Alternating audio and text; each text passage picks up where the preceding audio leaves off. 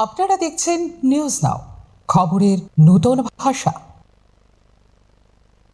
মন্ত্রী শান্তনা চাকমার এক নিরীহ অটো শ্রমিকের সঙ্গে দুর্ব্যবহারের অভিযোগের ছবি সামাজিক মাধ্যমে ভাইরাল হতেই সরব হয়ে উঠেছে বামপন্থী শ্রমিক সংগঠনগুলি। ঘটনাকে কেন্দ্র করে বিক্ষোভ প্রদর্শন করে বিরোধী সংগঠনগুলি। মন্ত্রীর শাস্তির দাবিতে all India road transport workers federation এবং সিআইটিইউ ত্রিপুরা শাখার উদ্যোগে শ্রম দপ্তরের সামনে এক বিক্ষোভ কর্মসূচির আয়োজন করা হয়। অবিলম্বে দোষীদের বিরুদ্ধে কঠোর ব্যবস্থা গ্রহণের দাবি জানান বিক্ষোভে অংশগ্রহণকারীরা। শ্রমিকদের মর্যাদা রক্ষায় সরকারের ভূমিকা নিয়ে প্রশ্ন তুলে মন্ত্রীর অপসারণের দাবিও করে সংগঠন।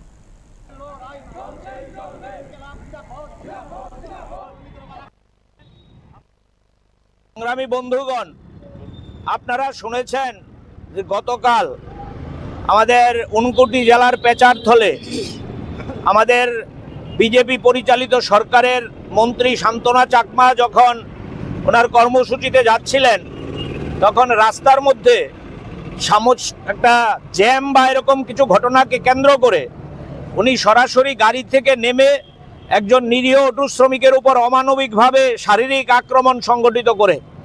এটা আমাদের রাজ্যের জন্য লজ্জার এবং অভূতপূর্ব। এর আগে এরকম ঘটনা আমাদের রাজ্যে হয়েছে বলে আমাদের অন্তত জানা নেই।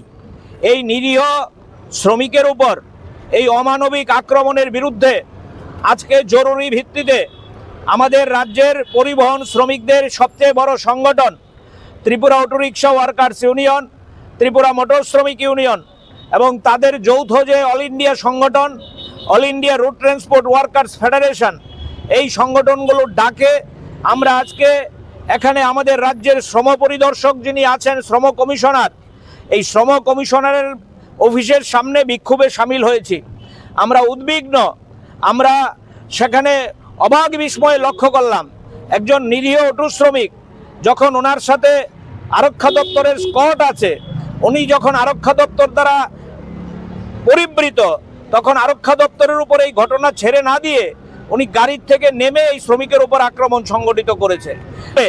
তদন্ত করে মন্ত্রী মহোদয় হোক আর যেই হোক, প্রকৃত তদন্ত করে দোষীকে সেখানে শাস্তি দিতে হবে এবং আমরা সঙ্গে সঙ্গে দাবি করছি এই মন্ত্রী মহোদয়কে অবিলম্বে মুখ্যমন্ত্রীকে মন্ত্রিসভা থেকে বরখাস্ত করতে হবে।